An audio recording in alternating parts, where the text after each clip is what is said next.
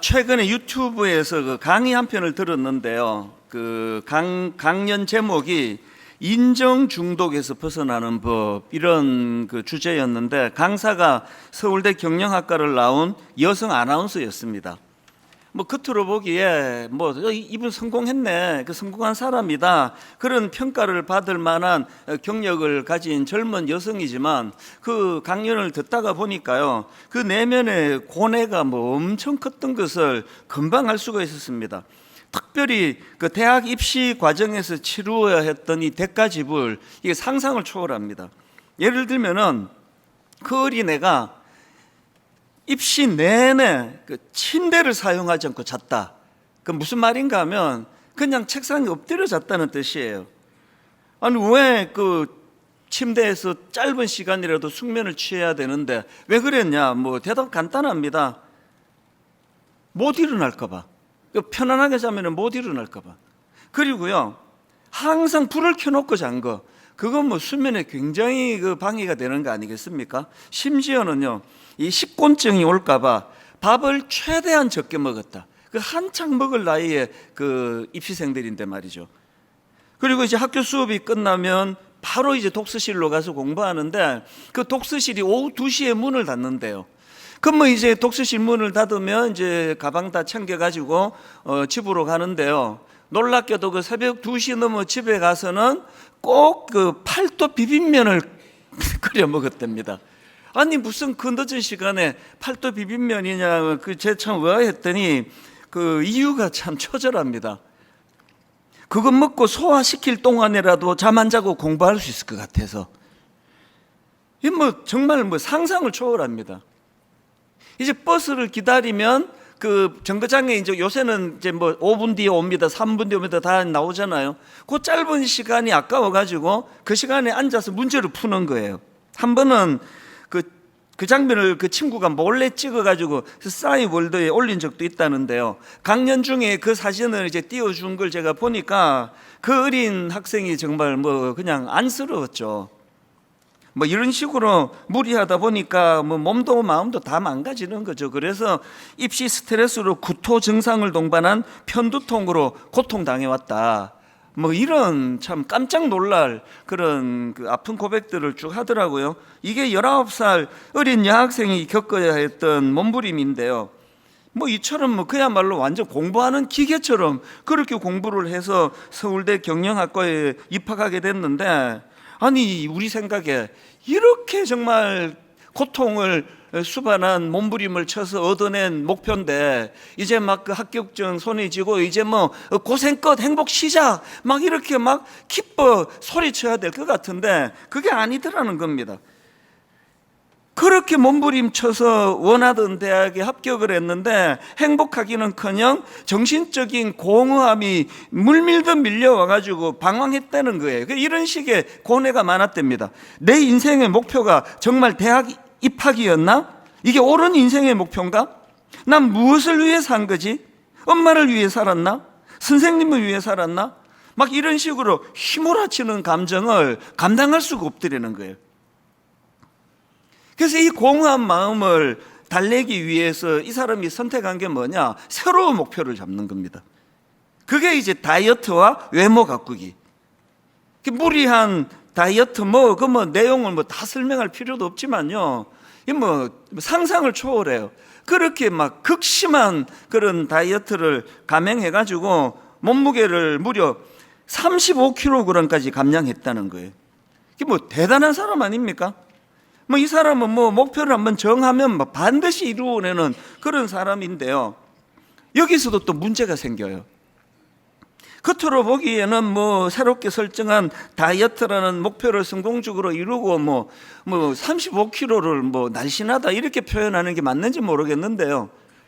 그 몸을 가지고 이제 대학 생활을 이제 몸도 마음도 내 꿈을 다 이루었다 그래야 될 것 같은데, 기쁘기는커녕 심각한 부작용이 찾아왔는데요. 대학 생활을 시작한 지 반년도 지나지 않아가지고 폭식증이 찾아왔다는 겁니다. 무리하게 다이어트를 하면 당연히 이런 거 찾아오잖아요.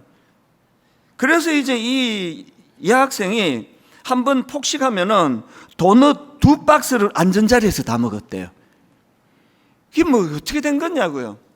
그 이제 뭐 엄마가 당연히 이제 그 못하게 하고 야단치고 그러셨겠죠. 그러니까요, 엄마가 폭식을 못하게 하시니까 그 방 옷장 안에 돈 넣어서 숨겨놓고 먹었대요. 그 숨겨놓고는 이제 몰래 꺼내 먹고, 그러다가 어느 날 한 번은 옷장 안에 그 돈 넣어서 숨겨놓고 몰래 꺼내 먹다가 막 갑자기 서러워서 막 엉엉 울었다는 겁니다. 그리고 바로 이제 그 가방 챙겨가지고 카페로 가서 엄마한테 장문의 편지를 쓴 거예요. 내용을 좀 읽어드릴게요. 엄마가 요즘 나한테 그만 먹고 살 좀 빼라고 잔소리 하시는 이유가 내 건강이 걱정되어서 그러신다는 것을 알아요. 그런데 내가 이렇게 계속 많이 먹는 이유는 제가 식탐을 조절하지 못해서가 아니라 마음이 공허하고 불안정해서 그런 것 같으니까 이 시기를 조금만 기다려 주세요. 조금만 인내심을 가지고 잔소리하지 말고 지켜봐 주세요. 여러분, 그 편지를 받은 그 엄마의 마음이 어땠겠냐고요. 아니, 그렇게 정말 뭐 막 살인적인 그런 몸부림으로 겨우 이제 대학교 합격증을 받은 딸이 막 행복하고 기뻐 춤을 춰야 되는데 너무나 그 내면에 마음이 공허하고 불안정해서 자기가 이 폭식증에 걸렸다고 고백하는 그 편지를 읽으면서 그 어머니 마음이 어땠겠냐고요. 저는 이 젊은 여성의 고백을 들으면서 마음이 아팠습니다. 중고등학교 시절에는 좋은 대학 가기 위해 모든 걸 다 거기 쏟아부었고, 대학에 가서는 좋은 외모를 갖기 위해 그렇게 또 쏟아부었고, 대학 졸업하고는 이제 아나운서라고 하는 좋은 직장을 갖기 위하여 정말 모든 걸 다 쏟아부었고, 그걸 이루어냈는데, 다 이루어냈는데, 그런데 그게 자기를 행복하게 만들기는커녕 이렇게 공허하고 불안정한 그런 내면 때문에 눈물 짓는 삶을 산다는 게 이게 얼마나 가슴 아픈 일이냐고요. 이게 왜 심각한 문제입니까? 이게 무슨 뭐 대학교 합격을 하면 합격해서 공허하고, 불합격하면 불합격해서 또 그 내면이 힘들고 아프고, 이게 지금 오늘 우리 사회의 모습 아닙니까? 이게 현실적으로. 저는 이 젊은 여성의 강연을 듣다가 오래전에 나온 책 제목 하나가 불쑥 떠올랐는데요. 제목이 이렇습니다. 기적을 이룬 나라, 기쁨을 이룬 나라. 이 책의 저자는 영국 사람이에요. 영국 이코노미스트 한국 특파원으로 일했고요. 그 이전서부터 한국에서 오래 살아서 뭐 우리나라를 너무나 잘 아는 사람이에요. 이 우리나라를 살아봐서 너무나 잘 아는 이 영국 사람이 우리나라를 딱 한마디로 규정 지은 게 책 제목 아닙니까? 기적을 이룬 나라, 기쁨을 이룬 나라. 너무 정확해서 마음이 더 아파요. 기적을 이룬 나라, 한강의 기적. 그런데 기쁨을 이룬 나라. 그 외국인인 이분이 우리나라를 딱 한마디로 평가하기를 행복 없는 성공, 뭐 이렇게 평가를 했다는 겁니다. 이 외국인이 평가하는 대한민국은요, 세계에서 가장 경쟁적인 사회라는 거죠. 그 꽃들에게 희망을, 이런 그 그림 동화책 다 아시죠? 그 그림책에 나오는 줄무늬 애벌레, 그 줄무늬 애벌레가 목표로 했던 거대한 벌레 기둥, 저 그림 지금도 기억이 나요. 많은 애벌레들이 이제 저 정상을 향하여 경쟁하고 서로 이제 밟고 떠밀고 채이고 미워하고 그러면서 저 정상에 올라가야 된다고 막 그 이제 그림으로 그 애벌레들이 기둥을 향해 올라가는데, 맨 꼭대기에 다 밟고 딛고 물리치고 그렇게 올라간 애벌레가 그 기둥 꼭대기에서 절규하며 한마디로 외치는 게 이거예요. 꼭대기엔 아무것도 없다. 꼭대기엔 아무것도 없고 그건 아무것도 아니야. 그리고 떨어지는 거죠. 그러면 그 밑에 올라가던 이 애벌레가 자기를 누르던 경쟁자가 떨어지니까 막 너무 행복하겠죠. 그래서 또 올라가고 또 외치고 떨어지고 또 올라가고 또 외치고 떨어지고. 뭘 외쳤다 그러죠? 아무것도 없다. 다 외치고 떨어지는데 계속 올라가려고 몸부림치는 거 아닙니까? 이 젊은 아나운서가 그 강연을 통해서 그 처절한 자기, 그래서 이 이야기를 좀 듣고 한국 사회가 좋아질 것 같습니까? 이 강의를 들은 많은 분들이 들었더라고요. 이 강의를 들은 엄마 아빠가 그래서 자녀를 향한 목표를 바꾸겠습니까? 절대 바꿀 수가 없습니다. 왜? 거대한 이 구조가 이 애벌레가 올라가는 이 구조의 기둥을 어떻게 할 수가 없기 때문이거든요. 이게 오늘 우리 시대의 모습이라고 한다면 여러분, 뭔가 우리가 고뇌하면서 이 삶의 목표를, 그리고 자녀들에게 우리가 가르쳐 줘야 될 그 삶의 목표와 방향을 좀 고뇌해야 된다는 거예요. 수정해야 되는 거죠. 이거 어떻게 하면은 이 기적을 이룬 나라, 하지만 기쁨을 이룬 나라에서 이 행복 없는 성공이라는 이 목표를 부추기는, 그게 행복 없는 성공이니까 성공해도 문제고 성공 안 해도 문제고, 이게 딱 오늘 우리의 현실 아니냐고요. 그래서 우리가 어떻게 하면은 좀 새로운 목표를 우리가 추구할 수 있을까? 제가 그래서요, 오늘 이 본문 시편 131편을 짧은 세 구절에 이 말씀을 프린트를 해가지고 여러분 내내 갖고 다니면서 묵상을 했습니다. 왜? 여기에 하나님이 제시하시는 대안이 있기 때문이에요. 본문 2절 한번 보십시오. 시편 131편 2절. 실로 내가 내 영혼으로 고요하고 평온하게 하기를 젖된 아이가 그의 어머니 품에 있음 같게 하였나니 내 영혼이 젖된 아이와 같도다. 이 말씀이 중요한 이유는요, 여러분, 우리가 가져야 될 이 새로운 목표는 눈에 보이는 가시적인 성공, 이게 절대로 우리를 행복하게 만들지 못한다고 그 젊은 아나운서가 자기 인생을 다 오픈하면서 이야기를 하는 거 아닙니까? 그래서 여러분, 이 눈에 보이는 가시적인 성공, 이걸 목표로 삼는 이 시대에서 예수 믿는 우리는 목표가 바뀌어야 되는 거죠. 그런 성공적인 삶을 목말라 하는 것이 아니라 하나님 주시는 마음의 평안, 그 젖된 아기가 엄마 품에 안겼을 때 누리는 그 고요와 평안, 이걸 우리의 목표로 삼아야 되는 거 아니냐. 제가 이런 생각을 하면서 여러분 내내 제가 이 프린트로 이 본문을 제가 묵상을 하면서 왔는데요, 이 시편 131편의 그 흐름을 보면은요, 제가 앞에서 언급해드린 여성 아나운서의 강연의 흐름하고 너무 똑같아요.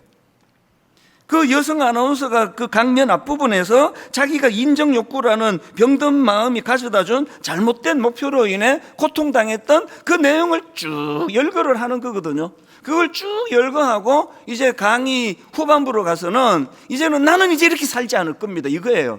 나는 이제 이렇게 사람 눈치 보고 인정욕구에 목마른 이런 삶을 나는 살지 않겠습니다, 이런 구조인데요, 오늘 시편 131편이 딱 그 구조입니다. 그 흐름을 한번 보십시오. 먼저 1절을 이렇게 시작합니다. 여호와여, 내 마음이 교만하지 아니하고 내 눈이 오만하지 아니하오며 내가 큰 일과 감당하지 못할 놀라운 일을 하려고 힘쓰지 아니하나이다. 여기 보면요, 아니하고 아니하오며 아니하나이다, 이렇게 세 번에 걸친 부정하는 표현을 사용하고는, 그리고는 이제 2절이 이제 말하고 싶은 핵심 아닙니까? 실로 내가 내 영혼으로 고요하고 평온하게 하기를 젖된 아이가 그의 어머니 품에 있음 같게 하였나니 내 영혼이 젖된 아이와 같도다. 새로운 목표가 생긴 거죠.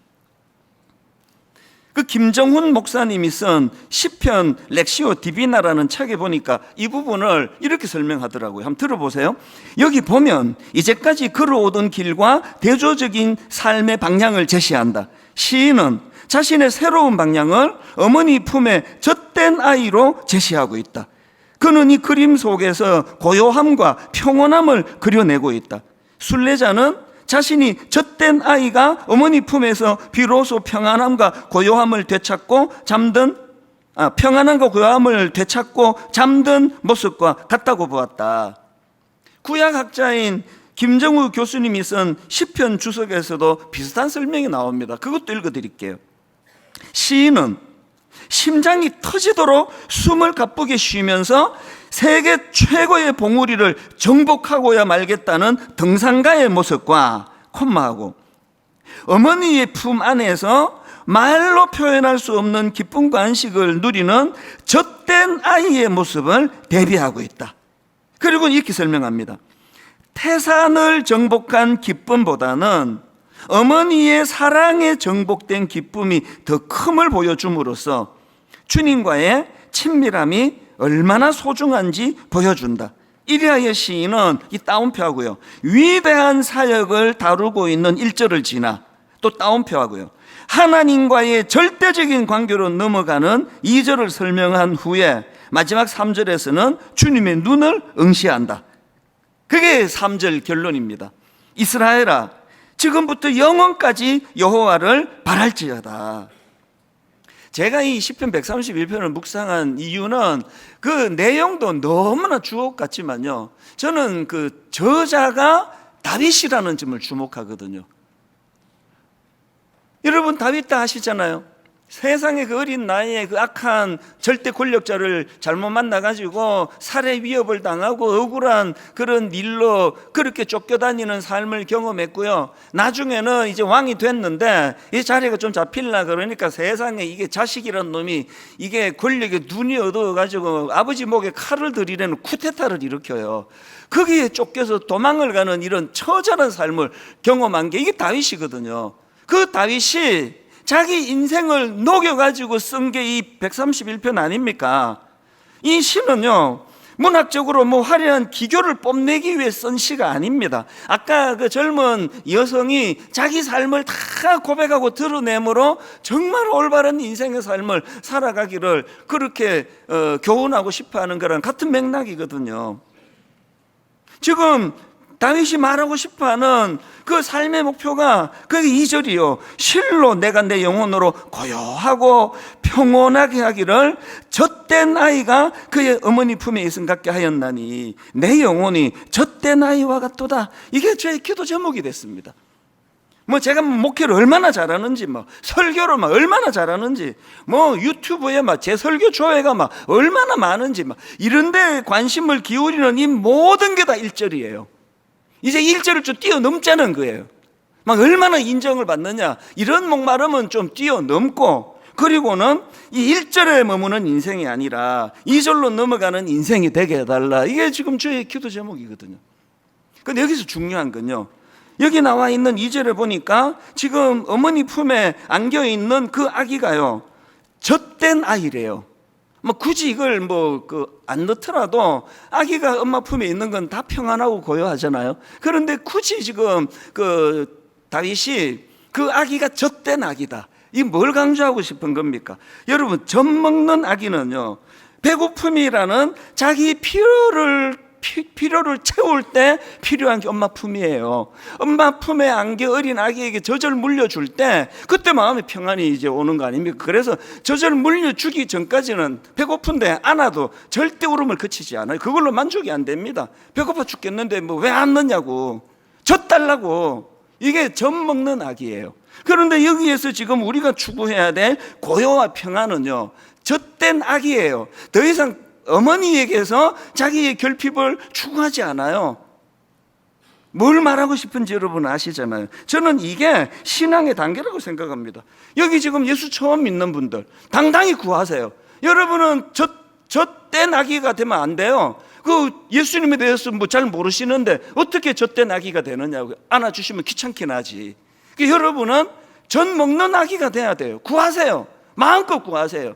이것도 부족합니다. 저것도 결핍입니다. 마음껏 구하는 거 괜찮습니다. 그러나 이제 여러분 모태신앙인인 제가, 내 평생을 예수 믿었다는 제가 기도하는 게 뭐 이것도 주시옵소서 저것도 주시옵소서 그냥 뭐 젖 달라고 칭얼거린다면 이건 부끄러운 거 아닙니까?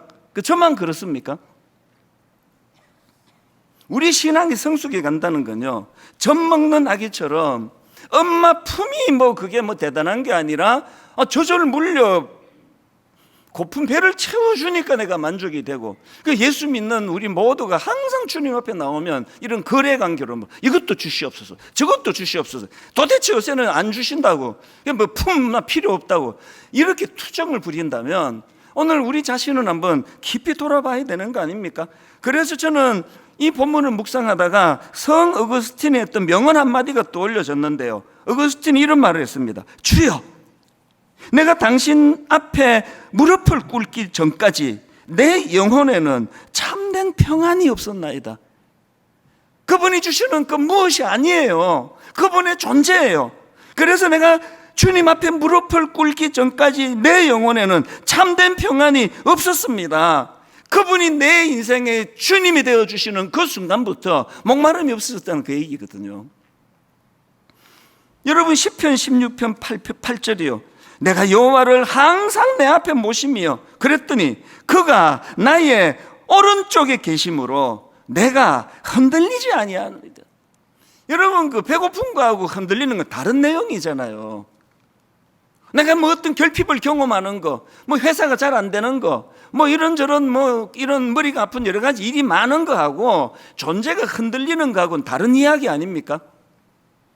로마서 15장 13절, 소망의 하나님이 모든 기쁨과 평강을 믿음 안에서 너희에게 충만하게 하사 성령의 능력으로 소망이 넘치게 하시기를 원하노라. 이 전부 다 저때 나이와 같은 성숙한 사람들이 할 수 있는 노래 아닙니까? 그래서 여러분, 이 시편 131편의 결론을 잊으시면 안 됩니다. 3절 다시 보십시오. 이스라엘아, 지금부터 영원까지 여호와를 바랄지어다. 그분이 주시는 떡을 바라는 게 아니에요. 그분의 존재를 바라는 거죠. 이게 저때 나이에요. 자, 이제 좀 더 구체적으로, 이제 우리 내면이 이제 그런 막 인정 욕구, 뭐 가시적인 거, 무슨 서울대, 무슨 유명한 어떤 그 뭐 취직하고 이런 것들을 우리가 완전히 벗어날 수 없지만, 어떤 상황이든지 간에 내 영혼은 고요하고 평안한 상태, 이걸 나는 빼앗기지 않겠다. 이런 목표를 우리가 갖자는 거예요. 그러기 위해서 우리가 먼저 실천해야 될 몇 가지 사항이 본문에 나오는데요. 이걸 한번 살펴보자고요. 자, 잃어버린 평안을 되찾기 위해서 우리가 해야 될 실천이 몇 가지가 있는데, 제일 먼저 그게 뭐냐? 한계 걷기예요. 한계 걷기. 이 자신의 한계를 인정하자는 겁니다. 자, 시편 131편 1절 후반절 한번 보십시오. 내가 큰 일과 감당하지 못할 놀라운 일을 하려고 힘쓰지 아니하나이다. 이 한계 걷기예요. 내가 감당하지 못할 놀라운 일, 내가 힘써도 안 되는 일, 이 한계 걷기는요, 여기서 말하는 한계 걷기는 난 이 정도밖에 못해, 막 그런 어떤 자포자기하고 그런 차원의 한계 걷기가 아니에요. 자기 자신을 정확하게 아는 차원에서의 한계 걷기입니다. 저는요, 제 인생의 최대 숙제가 한계 걷기라는 생각을 하면서 살아왔습니다. 분당 우리 교회를 개척한 이유는 더했습니다. 제가 막 끝간데 없이 에너지가 많아가지고 막 엄청 저는 에너지가 많거든요. 어릴 때부터. 하여튼 막 엄청 부산하고 막 설치고 막 집에 가만히 있으면은 막 하다못해 서랍도 열었다 닫았다 이래야 되는 게 제 성격이에요. 이번 5주 동안에요, 휴가 1박 2일 했습니다. 누가 너무 좋은 그 집을 빌려주셔가지고 2박 3일로 가족이 갔다가 하루 자고 가족 회의를 통해서 아니 뭐 하루 잤으면 됐다 그러고 이제 바로 철수. 밤에 다 집에 돌아왔어요. 그리고 아침에 출근하는데 막 너무 행복했습니다. 왜? 난 그게 저예요. 힘 안 들어요. 에너지가 좀 많은 사람이에요. 그래서 저는요, 내 평생의 숙제가 한계를 끊는 거예요. 절제. 사탄이 아담과 하와를 공격할 때 그 유혹의 초점이 뭐였는지 아시죠? 창세기 3장 5절. 너희가 그것을 먹는 날에는 너희 눈이 밝아져 하나님과 같이 되어, 너희 눈이 밝아져 하나님과 같이 되어 선악을 알 줄 아는 하나님이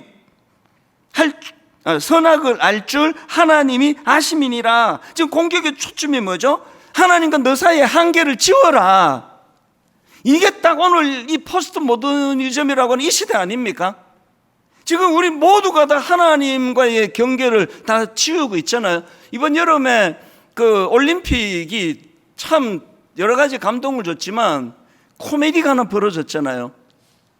거기에 이제 여성 권투에 그 XY 염색체, 뭐 쉽게 말하면 남자라는 뜻이에요. XX 권사님, 그 여성이에요. 그런데 염색체가 XY, 뭐 염색체고 뭐고 뭐 딱 보니까 남자도만. 그 남자가 자기는 뭐 XY 염색체지만 난 여자다, 내 정체성이 여자다 그러니까 또 그 IOC라는 이 공인 이게 지금 어떻게 되는 거냐고요. 그래서 그 시합 보셨죠? 그 무슨 여자라고 주장하는 그 남자가 막 그 여성을 두들겨 패는데 이래저래 한 방 때리니까 이 여성이 나가 자빠져 기권 뭐 죽을 것 같아가지고 그걸 제재하지 않고 그래서 뭐 뻔한 금메달을 땄다는 거 아닙니까? 그 두 나라에서 이런 그 두 남자가 그렇게 나와가지고 이제 금메달을 땄는데 내가 참 가관이다 싶은 게요. 그 나라들 모두가 다 할렐루야는 아니고 뭐 그 두 나라가 다 환영한다 뭐 남자가 이기면 어떻고 여자가 이기면 금메달 하나 땄는데 금메달. 이게 전부 다 가시적인 그 목표가 그런 거 아니냐고요.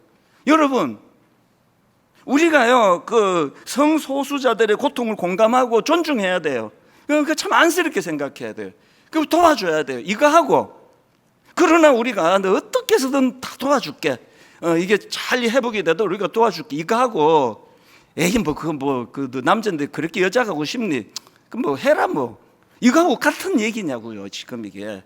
그래서 멀쩡하게 어제도 또 나오더라고요. 또 봐도 또 남자예요. 그 두 남자가 그 여자를 리행해서 그렇게 두들겨 패는 거 괜찮은 겁니까? 이 전부 지금 이 시대가 지금 한계를 지워버린 거예요. 그래서 지금 수많은 우리 젊은이들이 좀 혼란에 빠져 있는 거 아니냐고요. 이런 시대일수록 여러분, 우리는요 하나님 앞에서 이제 그 로마서 12장 3절을 보십시오. 내게 주신 은혜로 말미암아 너희 각 사람에게 말하노니 마땅히 생각할 그 이상의 생각을 품지 말고요. 하나님과 우리 사이도 한계를 꺾고요. 그리고 저는 제 마음에 그 구호 같은 말씀이 야고보서 1장 14절 15절입니다. 오직 각 사람이 시험을 받는 것은 자기 욕심에 끌려 미혹됨이니 욕심이 잉태한 즉 죄를 낳고 죄가 장성한 즉 사망을 낳느니라. 저는 분당 우리 교회가 자기 분수를 잘 지키는 교회가 되기를 기도합니다. 저는 이 교회 담임 목사인 제가 제 분수를 잘 지키는 목사가 되기를 저는 원해요. 교회가 커진 게 뭐 제 존재가 커졌습니까? 그 까불고 설치고 다니지 않으려고 에너지는 많고 얼마나 노력하는지 아십니까?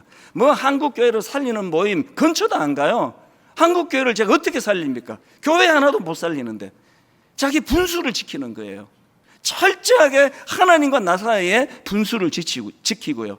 파도가 아무리 성이 나도요, 해운대 가보세요. 아무리 파도가 화가 났으면 그냥 막 삼킬 것처럼 그렇게 파도를 쳐대도 닦고 해운대 모래사장 건너까지 안 가잖아요. 그게 한계 지키기예요. 부부간에 한계 지키셔야 돼요. 화나는 거 좋은데요, 말 한계 지키고 해야 되고 항상 이 한계 지키기에 마땅히 품어야 될 그 이상의 생각, 너무너무 지금 위험한 상황입니다. 이게 우리 안의 평안을 다 빼앗아 가버린다는 거죠. 그런가 하면 두 번째로 잃어버린 평안을 되찾기 위해 해야 될 실천이 하나 더 있는데요, 교만 잠재우기입니다. 교만. 자, 시편 131편 1절 다시 보십시오. 여호와여, 내 마음이 교만하지 아니하고 내 눈이 오만하지 아니하오며. 세 번 여기입니다. 주님, 이제 내가 교만한 마음을 버렸습니다. 오만한 길에서 돌아섰습니다. 여러분, 지금 다윗이요, 마음의 평온을 얻는 것이 자기 인생의 목표가 된다고 했을 때 그가 지금 제일 먼저 하나님 앞에 강조하고 있는 게 교만하지 않겠습니다예요. 교만하지 않겠습니다. 왜? 여러분, 이 교만이야말로 우리가 이 젖된 아기와 같은 그 엄마 품에 있는 그 아기와 같은 평안을 빼앗아가는 흉기예요. 흉기. 교만이 왜 위험합니까? 신명기 8장 14절이요. 내 마음이 교만하여, 내 마음이 교만하여. 그 다음 보세요. 너의 하나님 여호와를 잊어버릴까 염려하노라. 교만은 하나님과의 그 한계를 지워버리기 때문에, 아니 뭐 난 내 주먹을 믿어, 그 뭐 하나님 뭐 필요 없어, 난 내 주먹을 믿어, 이게 교만이 가져. 그게 내 마음의 평안을 다 빼앗아가는 거잖아요. 제가 물철학이라 그러잖아요.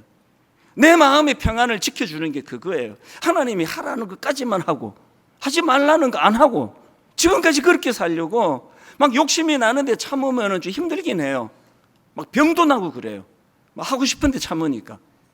뭐 건축부터 시작해가지고 뭐 율동공원 앞에 있는 저 다 지어놓은 그 예배당을 거의 뭐 재료비만 받고 가져가라는 그거를 막 참느라고 막 몸살을 막 아파 죽는 줄 알았습니다. 욕심 참아보세요. 정말 아파요. 힘들어요. 그러나 참아야 돼요. 왜? 제가 창조주가 아니잖아요. 그분이 가라는 데까지 가고 서라는 데까지 서고, 뭐 좀 지쳐도 가라 그러면 또 일어나서 힘내야 돼요. 또 더 갈 수 있는데 하나님이 여기까지다 그러면 또 서야 돼요. 이 한계 꺾기. 그 한계 꺾기는 교만한 자에게는 일어나지 않습니다. 여러분, 뭐 좀 성격이 좀 까칠한 거, 그건 상대방이 배우자가 좀 불편하겠지만 그건 치명적이지 않아요. 뭐 저같이 뭐 욱하는 성격 뭐 고쳐야 되지만 뭐 그게 뭐 그렇게 치명적이라 생각하지 않아요. 그러나 제 안에 찾아온 이 교만, 이건 방치하시면 안 됩니다. 성경에 보면은요, 이 교만으로 망한 인물이 되게 많은데 그 중에 그 우시야 왕이 대표적인 케이스예요. 그 정치를 참 잘했거든요. 여러분, 뭔가 좀 잘 나가면 이미 교만이 들어와 있는 겁니다. 그 정치를 잘하고 백성들에게 칭찬 듣고 하는 이게 그를 망하게 만들어 버린 거예요. 역대하 26장 16절을 보십시오. 그가 강성하여 짐에, 일이 잘 풀렸다는 뜻이죠. 그가 강성하여 짐에 그의 마음이 교만하여, 그가 강성하여 짐에 그의 마음이 교만하여 악을 행하여요. 이게 인간의 굴레예요. 여러분, 이 우시야 왕처럼 이렇게 잘 나가기가 이게 뭐 100에 하나 1000에 하나 아니냐고요. 나머지 우리 같은 사람들은 항상 이렇게 안 돼가지고 성공에 목말라 그렇게 힘들고, 어쩌다가 1000에 하나 만에 하나 이렇게 성공한 사람은 행복해야 될 거 아니냐고. 그런데 이런 사람들은 정치가들 한번 보세요. 경제인들을 보세요. 행복해 보이지가 않잖아요. 그 텔레비전 뉴스에 막 미친 듯이 싸우는 그 사람들 보니까 행복해 보입니까? 이 국회의원이 당선돼도 문제고 뭐 떨어져도 문제고, 그 출마를 안 하는 게 제일 좋은 거죠. 저같이. 이 교만이라는 게요, 그가 강성하여 짐에 그 마음에 교만하여 악을 행하여요. 이 교만한 게 왜 위험한가 하면요, 역대하 26장 5절입니다. 하나님의 묵시를 밝히 하는 스가랴가 사는 날에 하나님을 찾았고, 그가 여호와를 찾을 동안에만 하나님이 형통하게 하셨더라. 언어에 더 가깝게 제가 의미를 제가 풀어드린 거예요.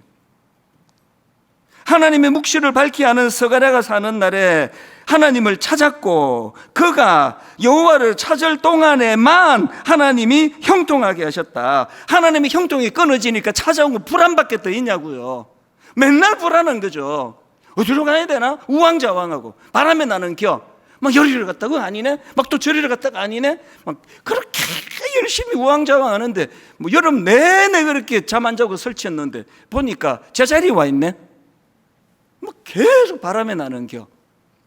교만하면요, 하나님의 형통이 끊어지고, 하나님의 형통이 끊어지면 우리 내면에 인생이 우왕좌왕하게 되는 거죠. 그래서 이 1절 본문 1절 말씀, 여호와여 내 마음이 교만하지 아니하고 내 눈이 오만하지 아니하오며, 이거 구해야 되는 거죠. 마지막 세 번째로요, 이 잃어버린 평안을 되찾기 위한 실천이 하나 더 있는데요, 하나님에 대한 의존도를 높여야 됩니다. 하나님에 대한 의존도 높이. 이 3절입니다. 이스라엘아, 지금부터 영원까지 여호와를 바랄지어다. 여기 나오는 여호와를 바랄지어다, 이걸 원어로 보면은 소망을 주님께 두어라, 이거예요. 소망을 주님께 두어라. 내 인생은 내 거기 때문에, 내 인생은 나의 이거, 내 인생은 나의 이거 막 이 노래 부르면서 이거 내 인생이 하는 사람 안에 항상 불안과 두려움이 있잖아요. 그래서 소망을 내 실력에다 두는 게 아니에요. 소망을 내 어떤 그 부지런함에다 두는 게 아니에요. 소망을 주님께 두는 거예요. 소망을.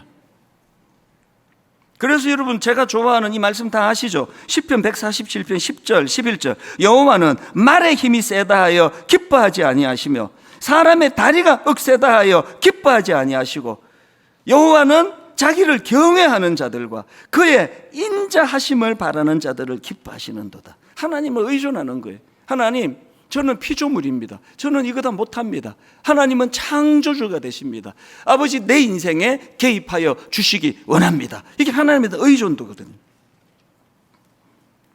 제가 아는 어느 권사님이 암이 걸리셨어요, 최근에. 뭐 모든 분들이 다 뭐 암이 찾아오면은 다 당황하고 놀라겠지만, 이분은요 너무나 왕성하게 활동을 하셨던 분이기 때문에 그 충격이 더 컸겠죠. 너무 건강하시니까. 그리고는 또 막 그때 이제 의료 분쟁이 막 한참 극심할 때라 가지고 수술할 뭐 날짜도 잘 못 정하고 막 되게 헷갈렸는데요. 뭐 겨우겨우 이제 서울대 병원을 잘 이제 연결이 돼가지고 그렇게 이제 수술을 하게 됐는데요. 그 수술하기 전날이에요. 저한테 이런 문자가 왔습니다. 목사님, 수술을 앞두고 두려움 속에서도 평강의 마음을 허락하시는 은혜가 커서 주님께 감사 영광 올리는 아침입니다. 저는 지금 암 수술 앞두고 마음이 너무 평화로워서 그래서 문자 보냅니다. 이런 분 처음 봤습니다. 이분도 보니까 두려움이 있대요. 수술을 앞두고 두려움 속에 있지만, 그러나 그런 상황에서도, 두려움 속에서도 평강의 마음을 허락하시는 은혜가 커서 주님께 감사 영광 올리는 아침입니다. 그렇게 저한테 보냈거든요. 그리고 수술이 끝났습니다. 그 다음 새벽에, 진짜 꼭두 새벽에 또 문자가 왔어요. 제가 이제 일찍 일어나는 걸 아시니까 꼭두 새벽에 문자가 왔는데 내용이 이래요. 심한 통증에 많이 아프고 잠에서 깨어 예수님의 십자가 고통을 한번 생각하니 견딜 수 있었습니다. 그 다음 말이 희한합니다. 이제 수술을 끝내고 이제 그 진통이 풀리면, 마취가 풀리면 그때부터 아프잖아요. 이제 그 병원에서 초저녁에 이제 진통제 맞으라고 했는데 거절하고. 이게 무슨 말입니까? 마취가 풀리고 이제 통증이 이제 시작이 되는데 병원에서 진통제 맞으라 그러니까 초저녁에 진통제 맞으라고 했는데 거절하고 예수님을 향한 사랑의 고백으로 견디어내리라. 목사님, 모든 것이 감사하고 감사했습니다. 그래서 제가요 바로 답을 썼습니다. 진통제 맞으시라고. 믿음 좋은 권사님은 믿음으로 이겨내 보겠다 그러는데, 믿음 없는 목사는 진통제 맞으시라고. 제가 이제 이 설교를 이제 다듬다가 그 권사님의 문자가 생각이 난 거예요. 그래서 다시 이제 뒤져가지고 그 문자를 다시 제가 찾아 읽어보면서, 이 권사님은 왜 이러셨을까? 그 암 수술, 긴 시간 수술하고 이제 마취가 풀려 통증이 시작되는 그때 병원에서 진통제 맞으라 할 때 왜 거절했을까? 제가 이런 묵상을 하다가 불쑥 떠오른 찬양이 하나 있었습니다. 주 예수 오셔서 내 슬픔 아셨네. 나의 앞길도 내 주 아셨네. 나 주를 버리고 떠나갔었네. 주님 약속대로 날 붙드셨네. 주 말씀하네. 물가로 나오라. 내 곁에 서라. 내 목마른 것을 내가 채우리라.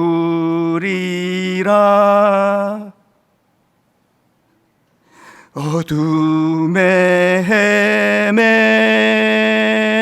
때 흘리던 내 눈물, 그 눈물을 위해 내가 죽었노라. 그 권사님은 왜 진통제를 맞으면 이제 그 수술 이후에 아픈 게 이제 좀 나아지는데 왜 그걸 거절했을까? 그분이 십자가에 떠올려진 거죠. 주 예수 오셔서 내 슬픔은 아시는데 나 주님을 버리고 떠나갔던 그때, 어두움에 목말라 헤매고 있을 때, 그때 주님이 내가 흘리던 그 눈물을 위하여 그 십자가 지셨는데, 그 주님의 십자가가 마음에서 엄청나게 그 마음의 평안을 가져다 주니까 그 진통제 맞고 이거를 잊어버리고 싶지 않은 거 아니었겠습니까? 여러분, 어떤 일로 힘드세요? 무슨 일로 눈물을 흘리세요? 그때마다 기억하십시오. 여러분의 그 눈물을 위하여 내가 죽었노라. 이 십자가예요. 여러분이 당하는 어떤 아픔이 있을 때, 여러분이 눈물을 흘릴 때, 눈물도 빨리 없어지고 아픔도 빨리 없어지고 그저 승리하고 성공하고 이기고 쟁취하고 그 애벌레들의 그 기둥을 다 밟고 올라가고 맨 앞에 우뚝 서고 이런 목표를 향해 달리고 있을 때, 우리 내면에 사라져 버린 게 그게 평안 아닙니까? 그 아나운서가 고백했던 것처럼 어떻게 하면 되찾느냐고요?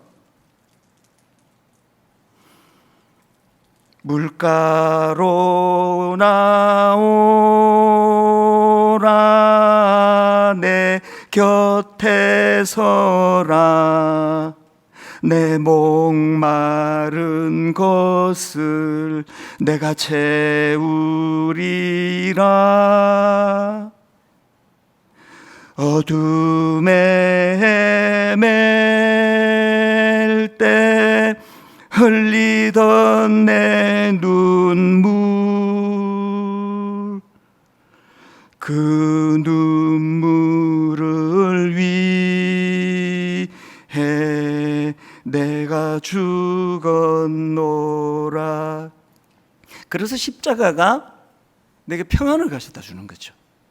그 십자가가 내 상처를 회복시켜 주시는 거예요.